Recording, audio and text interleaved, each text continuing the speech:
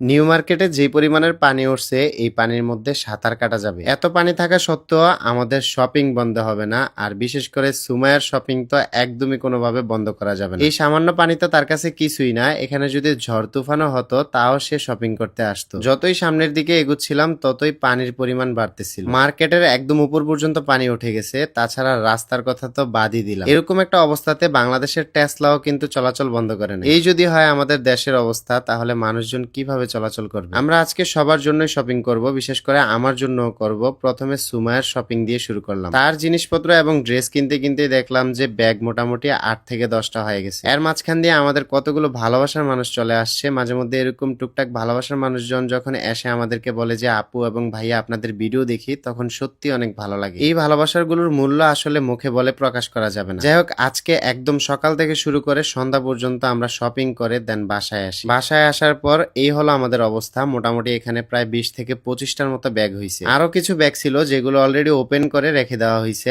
এখন আমরা সবগুলো এখানের ব্যাগগুলো ওপেন করব আর আপনাদেরকে দেখাবো যে আমরা নিউ মার্কেট ঘুরে ঘুরে কি কি কিনছি। এর থেকেও মজার ব্যাপার হলো নিউ মার্কেটে কিন্তু অনেক কম প্রাইজের মধ্যে ভালো ভালো প্রিমিয়াম কোয়ালিটির ড্রেস পাওয়া যায়। এক কথায় নিউ মার্কেটে গেলে বাসার যাবতীয় সবকিছু তো পাওয়া যায় বটেই, এর পাশাপাশি যে কোনো ধরনের ড্রেস যেটা খুশি রুচি মতো সবকিছুই পাওয়া যায়। নিউ মার্কেট ঢুকলে আপনার আর কোথাও যেতে হবে না, এখান থেকেই কিন্তু আপনারা সব ধরনের শপিং করে ফেলতে পারবেন। আমরা যেহেতু এদিক সেদিক ঘোরাঘুরি করি, তাই একবার একটা ড্রেস পরার পর সেটা আর পরবর্তীতে তেমন পরা হয়। এজন্য আমরা সবসময় চিন্তা করি যে নিউ মার্কেটে গেলে বাজেট ফ্রেন্ডলি ড্রেস নেওয়া যায় এবং সেই ড্রেসগুলো আমরা পরেও অনেক আরাম পাই। নিউ মার্কেটে কিন্তু শুধু যে বাহিরে ফুটপাতে ড্রেস আছে তা কিন্তু নয়, অনেক ভালো ভালো ব্র্যান্ডের কোয়ালিটিফুল ড্রেসও কিন্তু পাবেন। সবগুলো খুলে ফেললে ভাজাতে অনেক কষ্ট হবে, তাই আপনাদেরকে উপর থেকেই সবগুলো ড্রেস দেখাই। এখানে আমার জন্য প্যান্টই নেওয়া হয়েছে 6টা, এর মধ্যে 5টাই জিন্স প্যান্ট। রাস্তায় আসার সময় সুমাইয়া বলতেছিল যে তোমার জন্য তেমন কিছু কিনতে পারি নাই, অথচ বাসায় এসে দেখে যে সব থেকে ড্রেস আমারই বেশি। আমার পাশাপাশি আমার বাপজান সাইফানের জন্য কিন্তু অনেক ড্রেস কিনা হয়েছে। সবকিছুই সে তার পছন্দ মতো কিনছে, কিন্তু তার